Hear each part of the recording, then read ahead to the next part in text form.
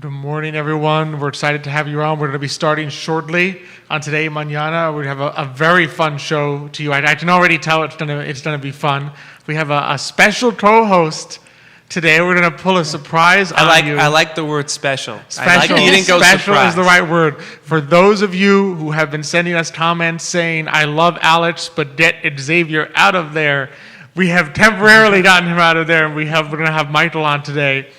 Michael Earpy, and then of course we're going to have our guests. It's going to be really fun. I can already tell it's going to be a fun interview with Vicky and Mark Gresdy from L'Etoile Catering. So they're going to join us at about 10:45. So it's going to be a fun one today. So be sure to share. Let us know if you have any questions for us, any comments. Be sure to share. Let your friends know that we will be starting shortly on Today y Mañana. Mm-hmm. Let's do it.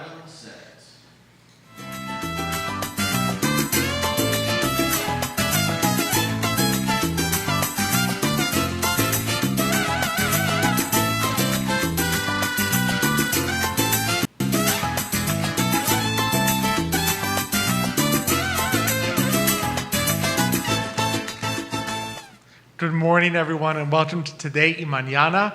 I'm Alex. This is Michael Earpy, who's joining us today. And Alex was very wise to use special guest. I was hoping he would use that word over surprise, because I feel like special has a much more positive connotation. It does have a positive connotation. Than surprise. I feel like a surprise can be winning $1 million and a leaky roof. Okay, so yes. Special, I feel like I appreciate that you use Michael is a positive change. Exactly. We're having, especially for those of you who, like I said, have been clamoring. Says, we need to see someone. There's been a lot of comments that have been clamoring that Xavier's too our old. Dad, love him, hate him, that kind of thing. Exactly, yeah. Fresh blood, fresh energy. Exactly. We need a new voice in there. Nicholas, our brother, is already doing adios, Chavi. So he's happy to see you on today. Yeah. I paid him to say that. So.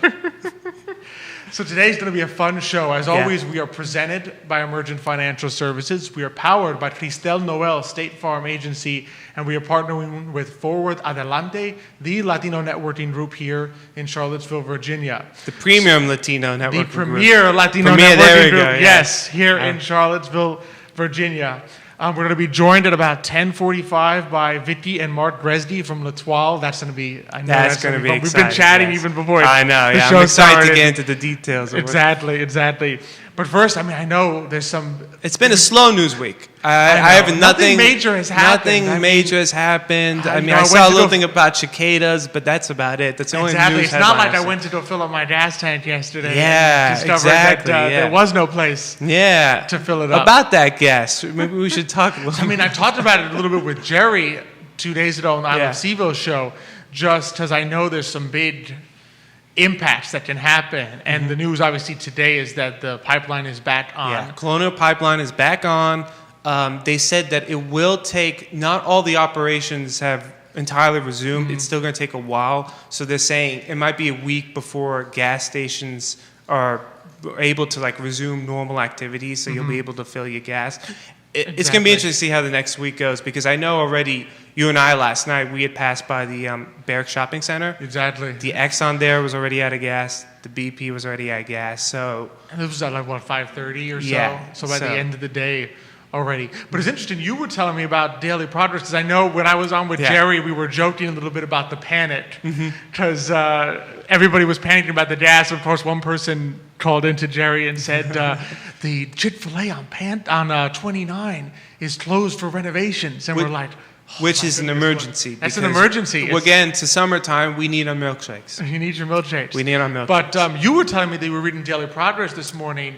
It's not all panicked. I was actually surprised what the news was coming out of there. I think it was an interview with, who was it, the head of Tiger Fuel. Tiger Fuel, and he had been saying that they had been having issues with gas, and that even though a lot of Virginia, especially Charlottesville, was run out, it really wasn't the panic that ran out, because 80% of there are multiple pipelines that go to Virginia. But what right? percent was 80% for Charlottesville? For Charlottesville comes from Colonial Pipeline. So that would, So that would that's explain why some of Charlottesville the, was hit hard. Some people have been noticing that's like, wow, why does Charlottesville look like it's really out of gas? Well, because 80% of our because gas 80% comes from there. Colonial Pipeline. So You know, and it's funny. I know the markets today are up a little bit because I think they're responding to the Yeah. to the change from the. I mean, a which little is bit of good positive because news. we all know how the markets react. You know, a little good news, it flies up. A little bad news, it goes down quickly. panic And mode. yeah, it went down a little quickly the past couple of days, you know? And especially between that and the inflation number Yeah, exactly. Yeah. yesterday, the other couple of days ago, with Yeah. the 4.2% So, if I'm year over correct, year. I think the consumer price index rose 4.2% from year to year, right? Mm-hmm.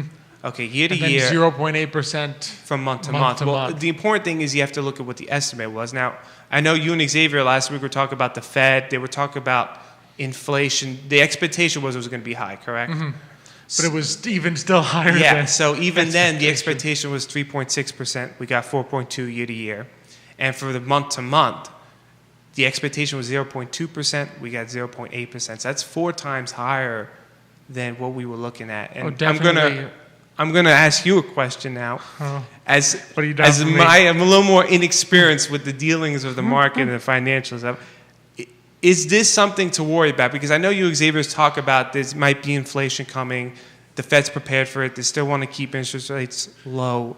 At one point, do you begin to look at the inflation number and say, we should start thinking about, what to do? What to do as people in the market. Yeah, it's always tough to say because what worries, I think the long-term worry is always long-term inflation. So there's 2 types of inflation. There can be inflation driven by demand. So that's like if you think inflation right before a recession hits.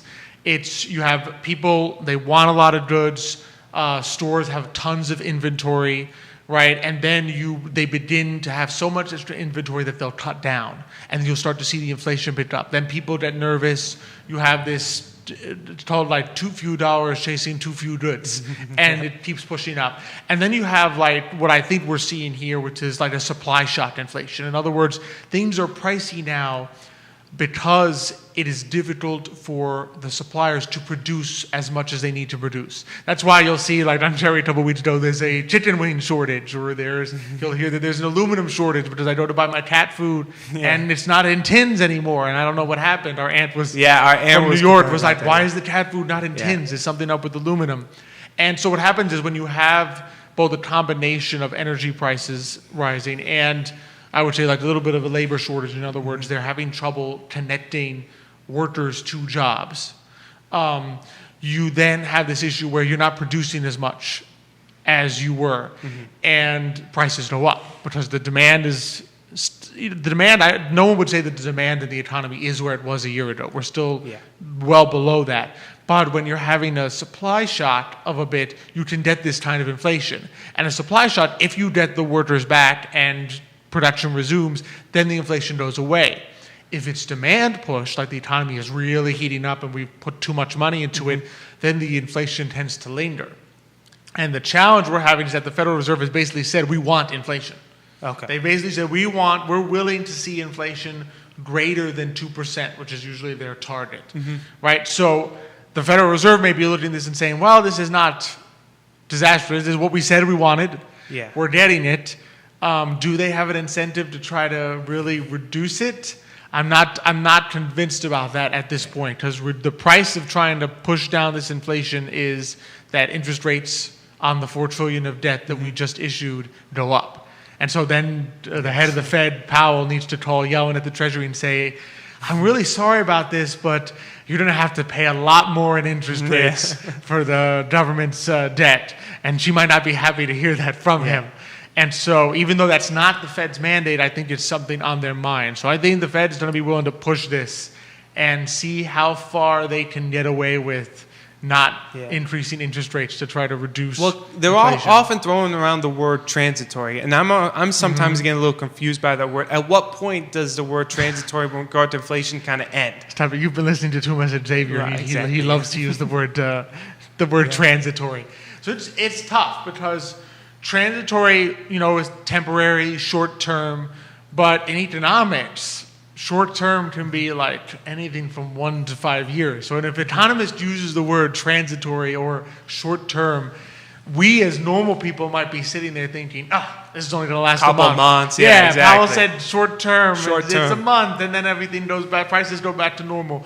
But that's not necessarily the case. I mean, and so I think sometimes we have this disconnect because the Federal Reserve may be sitting there saying, well, CPI is only at, 4.2% year over year. That's not a big deal because but the year month over to year month- is Yeah, month but to the month is month was 0.8. 0.8%. Exactly. And so they may be sitting there saying as economists, well, this is well within our range. We're happy with this.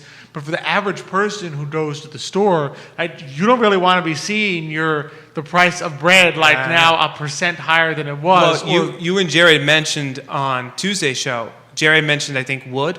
I had read an article from CNBC. Wood's up 120% in just 2021 alone. Copper is up 30%. I don't know exactly. I was reading that copper is very important when it comes to building. home Home building. buying, yep. Yeah, I'm not exactly sure how, but that's up.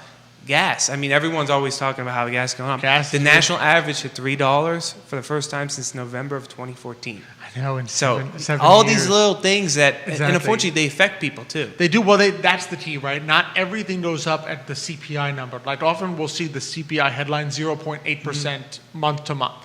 So you sit there and say, well, that's less than 1%. Like, so if something costs $10, that means it went up 10 cents. Is that a big deal? No. But not everything, that's an average. And that's an average excluding certain things that we use.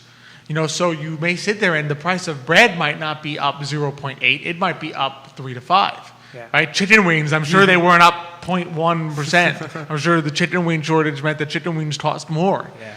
Right? And like you're saying, wood and copper, that's not 0.8% increase, that's 30% year to date and 100 and something year to date. Yeah.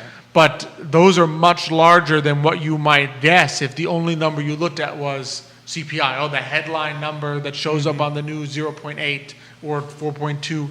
Some things are up more than that. And that affects your daily life much more And just than... thinking about the lumber and copper issue, I mean, I think you and Jerry touched upon it, how there's a huge market now for people buying homes. So how's that going to start affecting home prices when people are looking for homes? Now you got a bunch of people looking for homes. The price of the home might start going up. It was already as if we needed it to be much more of a seller's market. Exactly. That already, especially, I mean, here in Charlottesville, like how quickly things were moving. The question is, I mean, is the base now price up? It's like, well, it's a new home is more Yeah. expensive. I mean, so if you want my previously existing home that's already ready to go, you might have to pay me a little more for it. One person, analyst, when talking about the wood, was like, you could see somehow house prices go up close to like $20,000 to $30,000. So Crazy. yeah, already when you talk about struggling economy and you're looking to move out, that's probably not the best news you're looking for, right? It's like, oh crap, I have all things to be going up. There's lumber prices. If you're selling a home. If you're selling a home, Like, this you're is in great. good shape. The Yeah. inflation was up Exactly. 4%, but my home went up 20. Exactly. I'll take that when I sell it, and then to enjoy the fruits of my home sale. Exactly. So I mean, it has its challenges, but I think to really get down to your point, I think if it's transitory, and I think hopefully there's some hope on the horizon. Obviously, thankfully, we'll soon see in the next couple of weeks the gas thing be resolved. So you're saying no panic. Now's not the time. The key is always never to panic. The key is always never to Don't panic. start panicking like some people were during the gas shortage. I was telling Alex there was one video that went viral, that it was a lady who had a small Volvo, and she was putting gasoline into plastic garbage bags. Okay, I'm not kidding you. She was putting them into huge plastic garbage bags and putting them inside her little Volvo. And all I could think about was, I really hope she's not a smoker. That was the first thing. If she's a smoker, forget it. She'll be reaching Mars before Elon Musk does. I mean, really. No, it's true. Crazy. And you never want to be, even in the markets, you never want to be that person. Exactly. Don't be the equivalent of the gasoline plastic bad lady when it comes to your investments. Like, it's always slow and steady, be calm. Don't be trying to sit there and say, oh, is inflation going to go up? I have to try to do this to head it off. If you are diversified, if you're invested correctly, if you're prepared to rebalance, when as things change, you'll be in good shape. It's always changing, like I always say, it's always changing the percentages, not the investments. In other words, if you're in the U.S. economy, be in the U.S. economy, right? Don't just say, when do I get in? When do I get out? What's going to change is the percentages. If you have a gangbuster year in the U.S. and now U.S. stocks are 80% of your portfolio, well, change it back down to 60%. Sell 20%, you'll do that. You rebalance, right? If you have a terrible year in the U.S. and it should be 50% and now it's only 20, well, guess what? Sell something that went up and move it back into U.S. And when you do that, that rebalancing is what does the magic trick. It's not the panic timing of, I can't do anything now, or now I have to suddenly do something. It's being calm and just relaxing, enjoying life. Sitting down, having good food, having a drink of coffee. Speaking of good food. Speaking of good food, with the transition, see, you're already. I'm already. I'm the natural. You're already ahead of this. With Xavier, usually I have to go like. When it comes to food, my mind's always on food. Let's exactly. be honest, when I think of food. In the Irby family, our food is already headed on top of the mind. It's right under religion, probably. Right? Faith and food. Yeah. But we're really excited to be here joined by Vicky and Mark Gresdy from L'Etoile Catering. Both so fun to have you both on. Yes, thank you for coming. Oh, Thank you for having us. Thanks for joining us. Tell us a little bit about, for people who don't know you, the history of L'Etoile. How did you both get started? Where did you find your love of food? And I know French in particular, how it is infused. So feel free, either one of you can jump in or both. Well, we first moved down to Charlottesville because Mark took a job with Klockner as a packaging engineer. Nice. And I followed after we got married, and I had the opportunity to help open a bed and breakfast, which included the hospitality of breakfast.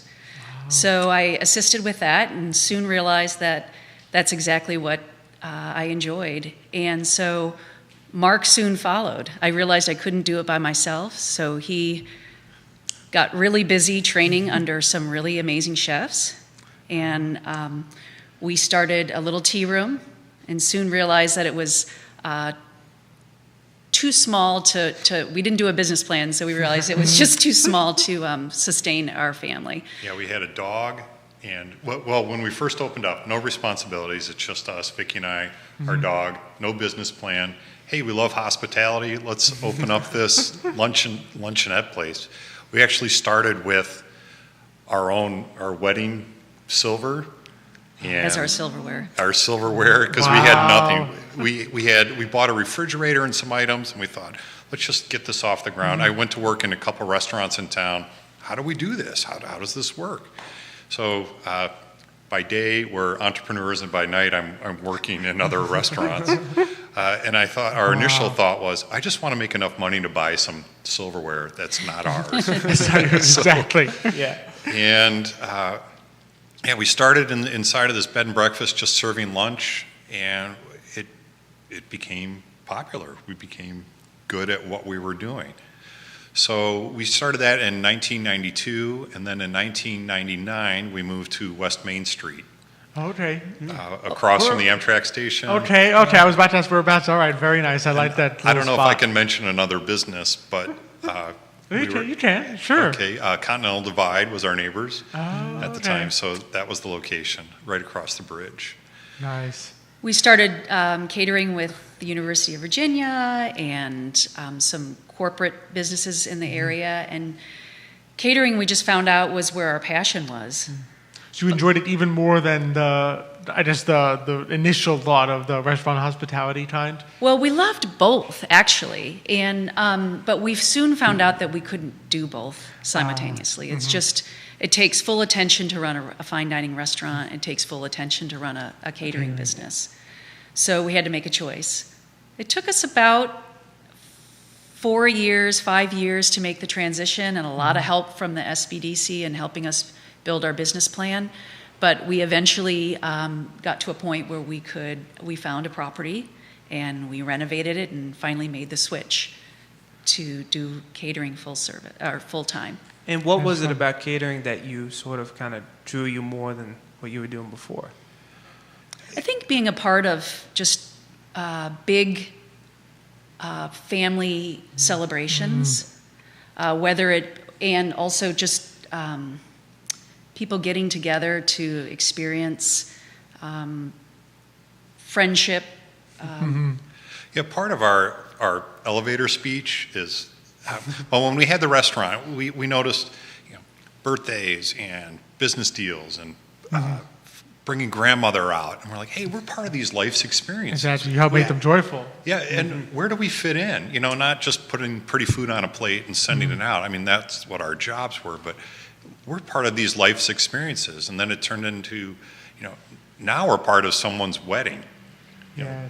Pretty big deal. And so we honor and respect that. And it's a lot of stress being part of a wedding, right? But at the end of the day, it's like, wow, we were part of that person's milestone, that life experience. So that's what guides us. We say hospitality, but we get to be part of that and not patting ourselves on the back like, But when you do it well with excellence, as you do, you help make that event like something they'll never forget. You're part of That's the our goal. Unforgettable nature of it. Yeah, that's our goal. Is we just want to bring maximum hospitality, and that includes not only the good food but the service and anything we can attend to with our clients. We want to exceed their expectations. Absolutely. So I know you mentioned SBDC, and I'm a big SBDC fan. So it's Small Business Development Center. I mean, we've been sharing their restaurant revitalization information for a couple of weeks now on the show. So, and I know you also did a more recent course, even just talked about pivoting. I mean, we know we use that word a lot in the pandemic, but innovating and working on new things. So tell us a little about how was that experience like and with SBDC on the new course? So with the pandemic, we really took advantage of something that we had been doing all along, providing our soups to the community, sort of a front porch pickup, where people could buy quarts of soup and enjoy our soups, not just hire us for catering. So during the pandemic, since all catering shut down, we decided to start providing prepared meals and soups right out of our catering kitchen to the local community. And through that process, we approached the SBDC, and they realized that we were really poised to bring this soup further and bring it to market.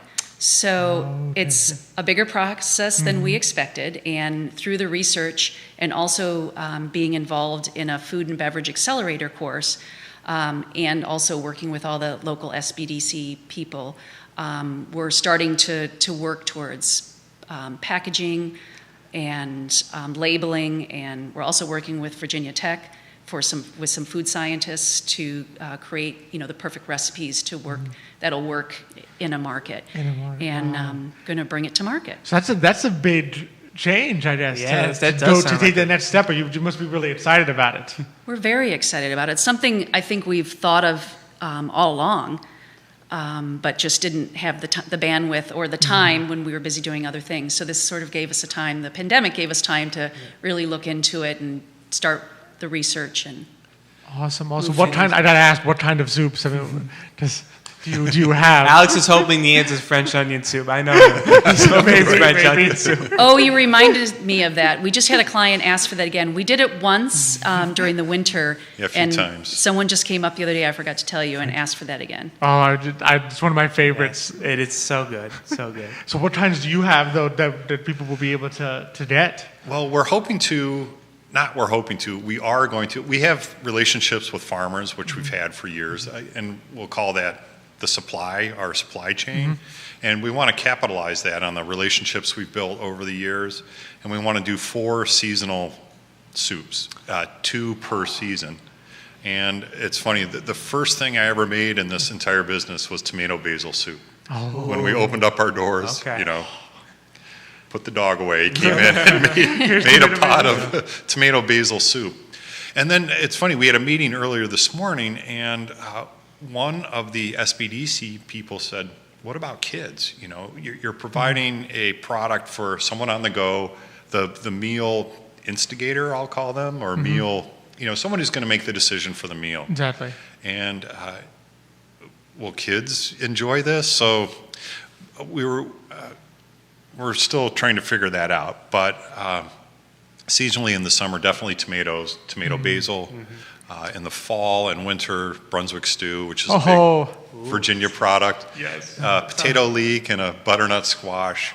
Things that we have access to in our area, and hopefully, again, will translate through the food science. Initially, we're going to offer them fresh, but then the modern trend is frozen, and where the stores can have inventory and then release that as needed, instead of us showing up and stocking the shelves on a bi-weekly basis. Of course, because you have to be able to scale in a way that doesn't drive you both crazy. Well, the wonderful thing is with the new technology of flash freezing, the product is actually fresher than it would be if it sat in a truck fresh and then sat on the shelf. It's fresher because they can pull it, we can flash freeze it right after production, send it to the store, and they can pull it each day, and as it thaws, it has a different, it's not just regular freezing, it allows it not to separate and whatnot. So they actually have a fresher product when you flash freeze it because they're getting it out of the freezer, a half a day after it's been thawed. Wow. That's, I did not Flash know. freezing. I don't think I've ever heard of that. That's amazing. Well, I only ever heard of it with fish. Because I know they do it when they catch sardines out there when we used to live in California, but I didn't know it could now be done. And so were you able to learn about these things as you took the course? Well, we didn't learn about those things, but we are learning it through the process of working with Virginia Tech. Nice. Okay. Yeah, what flash freezing basically does is prevent ice crystals in the product. The fish, if you get an ice crystal in the inside the fish, when you thaw, it had expanded the fish, and now it's gonna. That's the old way of doing it, but now it prevents that. So you get a even better, again, very fresher product. Yes, And definitely. it translates well into food, and it just makes a lot of sense. I mean, we can predict demand and meet the demand with this technology.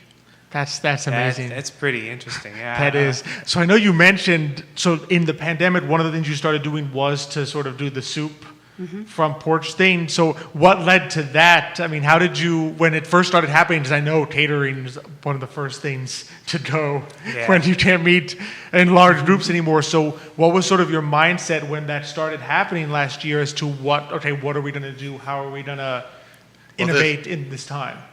The soup on the porch idea, I missed making soup at the restaurant. And so when we had the catering kitchen, I'm like, you know what, I'm going to make some soup. I'm going to set it out in a cooler. I call it the lazy marketing. Social media, take a picture of what we have on a clapboard sign out in front of our kitchen. And I thought, I wonder if anyone wants this. And sure enough, people started coming. We have an honor box next to the cooler, so it's at their convenience. Grab the soup. I got a little excited. Grab the soup and then make payment in the honor box. And it started taking off. And someone in Charlottesville said, hey, I want you to come in and do this in town. And I said, sure, why not? And then we're out in Crozet. Someone said, no, this is our thing. This is our Crozet. Don't expand. So we had that mindset in place before the pandemic. And the pandemic encouraged us through, again, a counselor at the SBDC, he realized how important it's going to be to have ready-made meals in the stores so people can eat at home. And that was really important during the pandemic. And so that's where we got the idea that it was important to have more fresh meal options in the store. And I feel like the trend is definitely going towards that. I mean, the trend of prepared foods in stores is really increasing. I mean, I know there's a huge demand for it. And so that's how we got the idea. Neat. And the nice thing is, if it's increasing, I mean, better to have it done by local people that you know, and that the money stays in the community than some large corporation that just churns them out in a factory somewhere. I mean, it's nice. No to Chef know Boyardee. No Chef Boyardee. Well, that's another thing that became apparent during the pandemic is that there were supply chain issues with these big corporations. Exactly. And so this is another solution to that perhaps if we have another supply chain issue, that, the local producers can continue to supply the stores and there won't be that interruption. Absolutely. Oh, you have some big fans here. We have some comments. We got Katya Shoemaker-Spituzza says, this is an amazing couple, so exciting about the future. Till then, great porch food. And Tom Steppe says it is the best tomato basil soup he's ever had. Oh, So I mean that sounds good. we're That's trying. We're trying this next. That's why I'm a big tomato Oh soup. yes, and we love nothing more than I remember us growing up during the summers. We would always have our mother would get like tomato soup and grilled cheese. That's like it's like classic. classic combination. So yeah, good. it's a the great Oreos memory. and milk. Yes. Exactly. So I know. So now, as things get back to like the new normal and such, what are you guys looking forward to like in the works? In addition, so you have obviously the soup in the stores, but anything else in terms of like the return of catering? What are you guys looking at? What are some ideas you have? Absolutely. We're going to hit the ground running in June. Nice. Yeah. We have a All full calendar of events.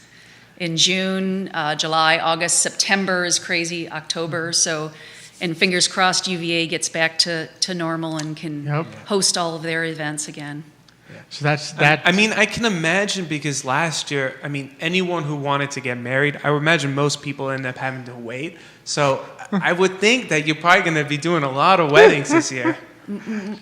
I get calls and emails every day where I Every have day. to unfortunately turn them away. Yeah, it's going to be a supply problem for couples. imagine. Well, listen, unfortunately. that's a good kind of be busy after a year of kind of everyone kind of being like, I can't get any business going. It is. So Yeah, so that's that nice. is a positive. Yeah, it's interesting that I wondered through this, as the brides kept pushing their dates out.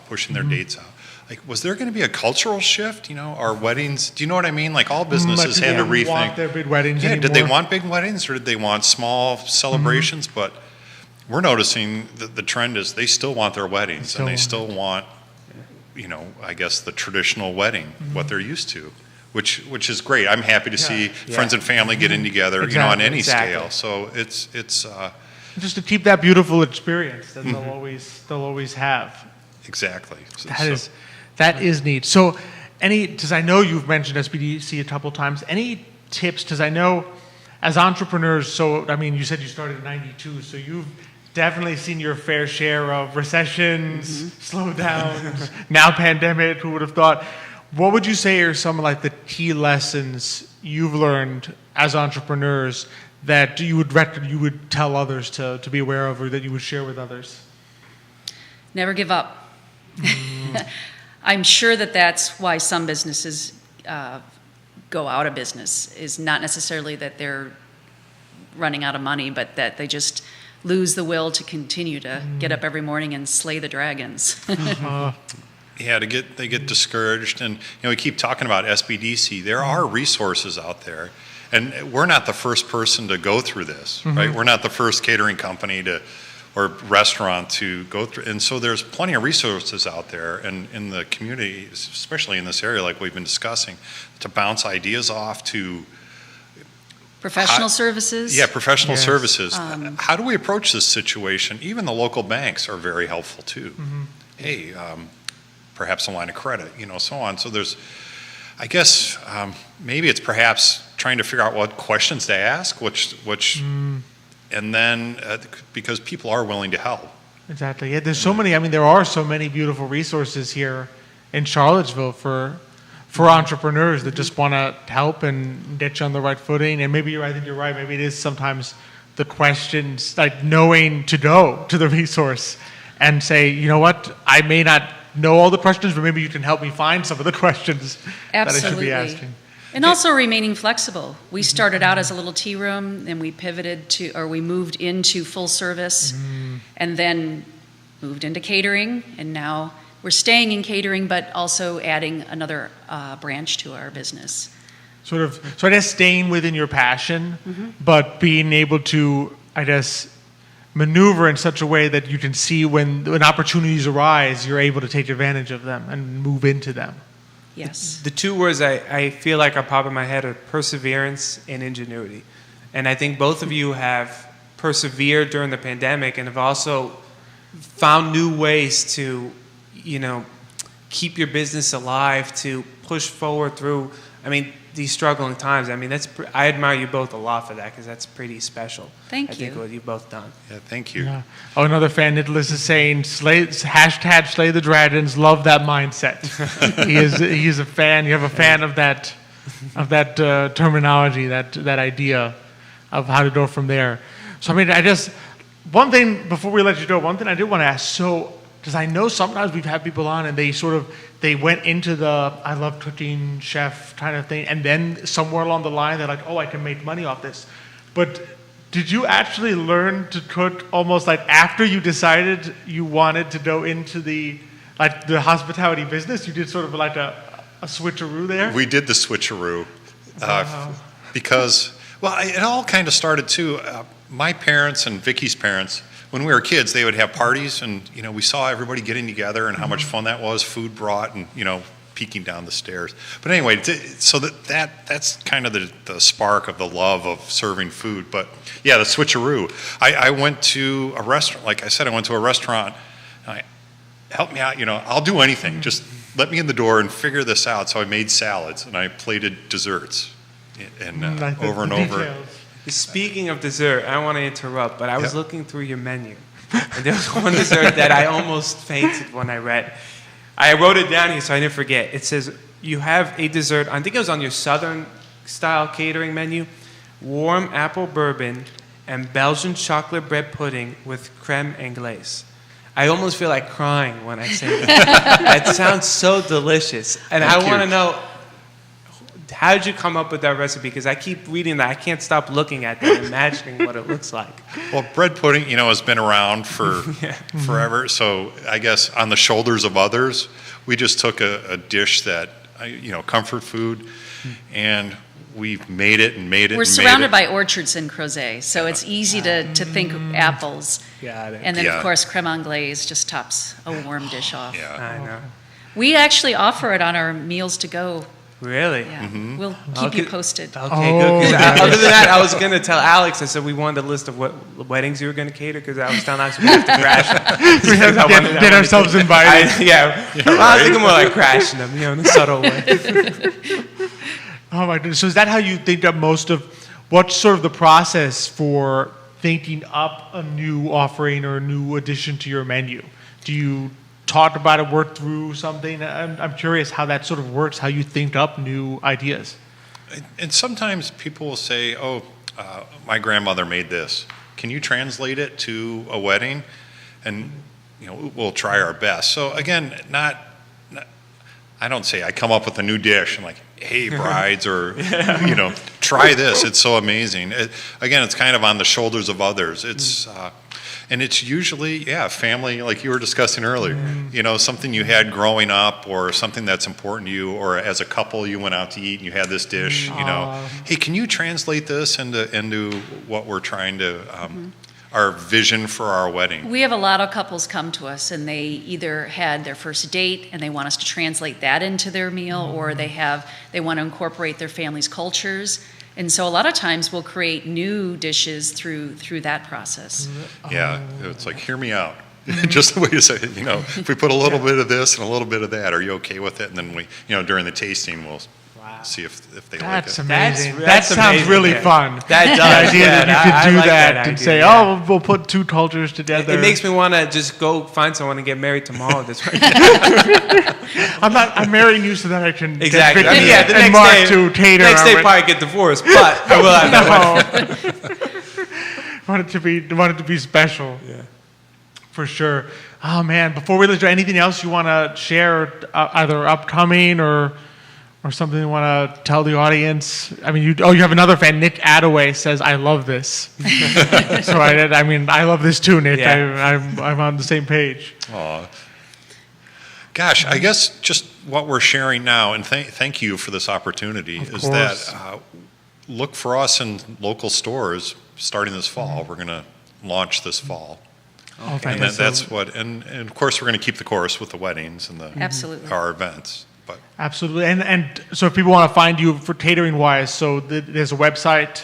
Yes, L'Etoile Catering. L'Etoile Is our Catering website. Is a website, and then Facebook or Instagram. I know. Facebook and Instagram. Oh, now you were on top of the game.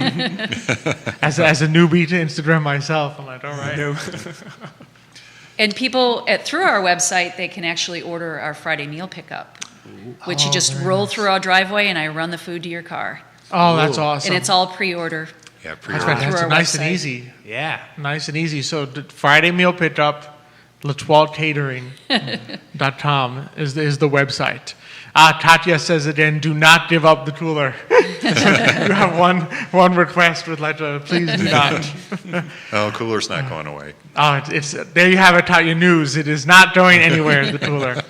But thank you both so much. Yes, It's been thank so you. much fun. Oh, Yes. thank you. Thank you. for joining It was a us. pleasure. It's a real pleasure, and we'll be sure to have you on again when as you get closer to the launch date Happy to do that in the anytime. stores. Yeah.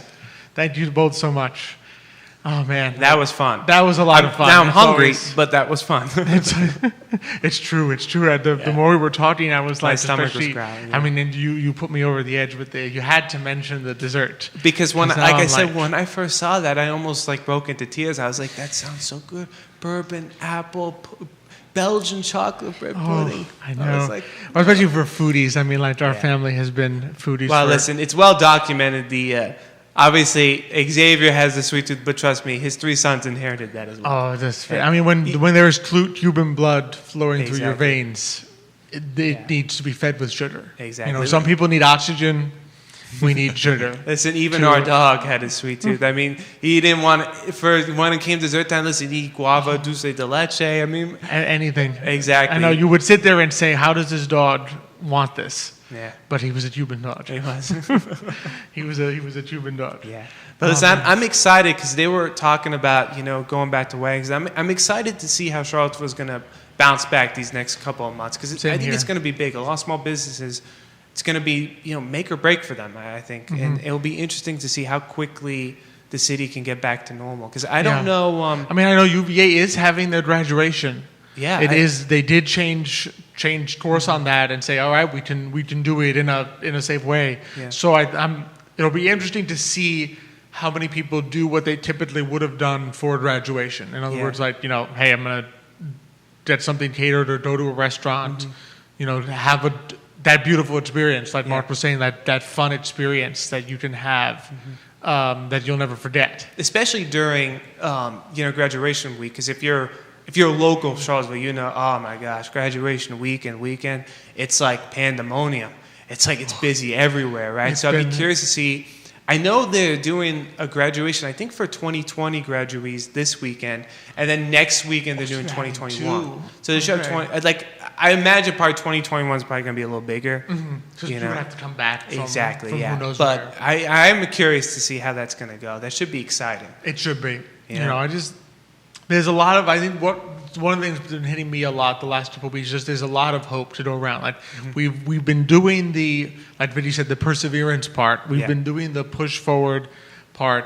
And now I'm starting to see the more people I talk to, well, yeah, this is happening that I've been doing, or I learned how to do this in the pandemic, or now my business is going to take this direction. And so you just start to get that feel of, all right, at the end of perseverance comes hope. I mean, you have the hope the whole time, but maybe the realization of the hope at the end of the period of perseverance. Yeah. Because now you can see sort of the light at the end of the tunnel, Light like at the they end say. of the tunnel. Yeah, I was about to say that too.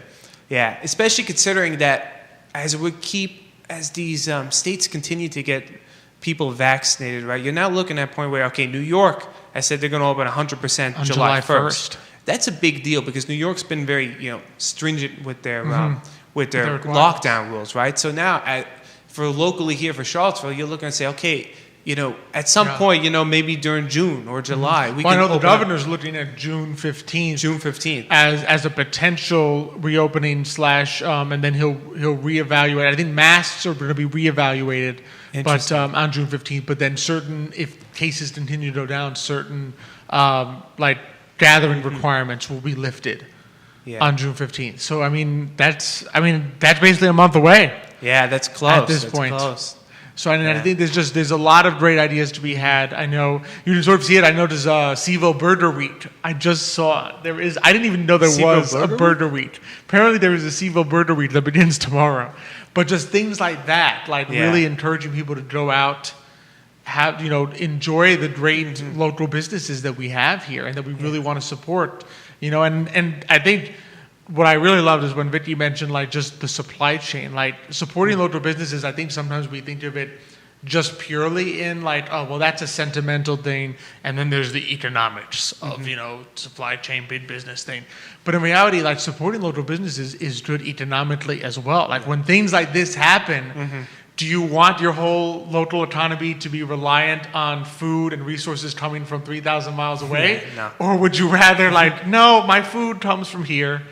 The businesses that I trust to get food, like my restaurants, they're getting their food, their supplies from here. If I need soup, I know where to find it from here. I don't have to like mail order it and worry if Amazon's delivering soup today. Exactly. Like it's just, there's an economic benefit that comes in, not just the idea of, well, I'm helping people I know, but it's like, no, I'm actually making a secure local community for myself and others. Yeah, and I especially hope that people, because I know, let's be honest, like companies like Amazon, they went into the worth trillions now since the pandemic. They've done well. They've done well, right? I'm hoping now as people begin to go out, start supporting your local businesses again, please. I know obviously because you were stuck at home, Amazon provided a lot of options, but now that you're able to go out again, now's the time. Now's the time. They persevered. Yes. So now show the reward. Show the love. Show the love. Show the love. Exactly. That's I love Seville. When we have the big love easy behind us right there. I love here. Seville. Yeah. Exactly. Show this is your why love. we will love Seville. Yeah, but today's been a really fun show. Anthony Adelphio says great topics and conversation today. Thank you. I absolutely agree. This has been a lot of fun. We still had comments coming in. Tori Abdella was saying of Mark that he's Mr. Humility. And Tatya said thanked us for perfect pronunciation of an unusual name, A+. Well, Tatya, we are half Italian too, so when I see the two Z's, I know how to pronounce it. So thank you for that. I appreciate that. We are the half Italian, half Cuban comes in handy every so often. It does. Well, today has been a lot of fun. I think it's been a real blast, and I'm looking forward also to next week. So next week we're gonna have on Lexi Hutchins from Morehouse Studios, so a great new pottery studio. Oh, okay. I've talked to a lot of people actually that have gone there and taken the classes to do the little pottery. They love it. Just a beautiful experience, a great person, and they come out with their beautiful little artwork of pottery. Yeah, no, pottery is like a big deal sometimes. People always say they enjoy it a lot. Yeah, it's a cool I've only ever heard good things about that. So that should be fun. And she is a new business as well. She just started this year. Oh, wow, really? So, not just like, I started pandemic. I started after the pandemic. Well, that's probably a good time to start a business. Not a bad time. That would be a good time. Yeah. Not a bad time. So it's going to be a lot of fun. It's been a lot of fun having you with me today. Thank you. Yes, thank you. Nick says, # bring Michael back. Let's get that trending. We'll get that trending. No, I'm not gonna let Jerry go off easy because you on his show Tuesday. He said I'm gonna have a special guest, and I don't think if you notice, like Jerry's first reaction is social media ninja, right? And then Alex is like, well, maybe. He goes, Mrs. Erpy, and then finally like, Alex goes, it could be Michael, and Jerry's going. Michael. He's going, there's another one? There's another brother? Yeah, there's another mythical third third you're not going to brother? let him forget No, that I'm one, not going are to you? forget that. I almost boycotted the show, but now it's like, Now that we let you on, Yeah. you're forgiving. Yeah. You're forgiving. Yeah, well, I think we've made some new fans of Michael. You never know. Maybe people are going to be like, no, do you don't Listen, have to the bring... social media ninja has earned his paycheck today. He has. He's been pushing me pretty. He has been pushing. He's been supportive. Yeah. He's been very supportive. Maybe it's partly because he's like, well, if Mike comes on, I don't have to go on the show. But we'll never know. Maybe we'll just keep bringing you back, and we'll leave it Xavier for. We'll see. We'll see what happens next week. We'll keep everyone suspense. Exactly. If we get enough feedback, give us feedback in the comments. Let everyone know you want Michael. Yeah, bring Michael back or bring Xavier back, and we'll see in one of those do a impromptu poll. Maybe you social can do media a poll. There you go. Exactly. Who do you prefer, Michael or Xavier on Today Mañana? And don't be afraid to create the fake email accounts and do it. It does not have to be fair. But yeah, this has been a lot of fun. Yeah, I'm thank looking you for forward having to our guests next Yes. week also. And just, be sure to check out, I just want to echo this, SBDC, Central Virginia SBDC. You can find them on Facebook. They're really easy, at Central VA SBDC. So super easy. You can literally just find CIC also, but the CIC Community Investment Collaborative, they are the host for Central Virginia SBDC. So they have so many resources, especially if you're a restaurant looking to be involved with the Restaurant Revitalization Act, get some assistance there. They're helping you go through that process. So it's a really easy application. They can help you do it in English or Spanish. So they that's have, good. we literally just shared today on Today Mañana, link to a Spanish webinar for that. So a lot of information out there. So if you're an entrepreneur, Latino or otherwise, in the restaurant industry, go out, reach out for help. They are there. They have a lot of great people at both CIC and SBDC. If you're interested in starting a business, learning new things, you can either do a 16-week class, and applications are open for the 16-week class at CIC. There's a 16-week class that you can take. And if you're already sort of on the path and you just want to talk to some experts, get some consulting, that's what SBDC is there for. So, I mean, just really great resources. Just A want lot to of echo resources that. here in Charlottesville to help you get your business going. Exactly. So if you have that passion, that perseverance, the rest will find its way Yeah, there. Just exactly. feel free to go out and reach out and say, even what should I be asking? Like, what don't I know to ask right now? And they'll help you with that because they've worked with so many great entrepreneurs in the community. So it's been, definitely would echo that. So you can find them, CIC, Central VA SBDC, or just go to Today Mañana, and you will find us sharing it all the time. So be sure to check out this episode and past ones on todaymañana.com.